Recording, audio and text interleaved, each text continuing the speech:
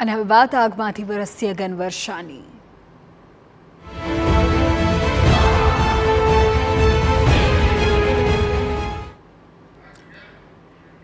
તો ગુજરાતીઓને આગામી 6 દિવસ સુધી ગરમીથી કોઈ જ રાહત નહીં મળે। અમદાવાદમાં આજે મહત્તમ 45 ડિગ્રી પારો જઈ શકે છે અને 20 મે મહત્તમ 44 ડિગ્રી પારો જઈ શકે છે।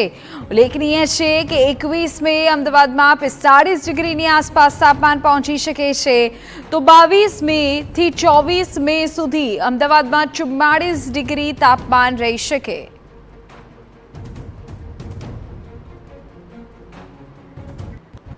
અમદાવાદમાં હીટવેવને કારણે સ્થાનિકોને ભારે પરેશાનીનો સામનો કરવો પડી રહ્યો છે। ગરમીના કારણે લૂ લાગવી, ઝાડા ઉલટીના કેસમાં પણ વધારો થઈ રહ્યો છે।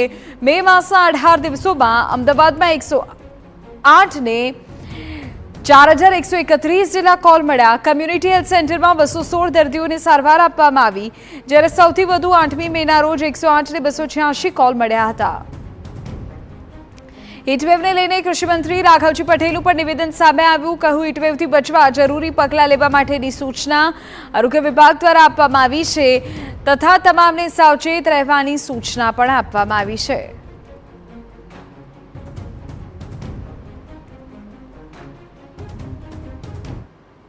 ને લઈને રાજ્ય સરકાર સતત ચિંતિત છે અને આરોગ્ય ખાતા મારફત હીટવેવને લગતી એનાથી જે અસરો થવાની એના માટેની સૂચનાઓ આરોગ્ય ખાતાએ પ્રસારિત કરી દીધી છે અને લોકોને સાવચેત રહેવા માટે સરકાર તરફથી જરૂરી કાર્યવાહી કરવા માટેની જાણ કરી દીધેલ છે।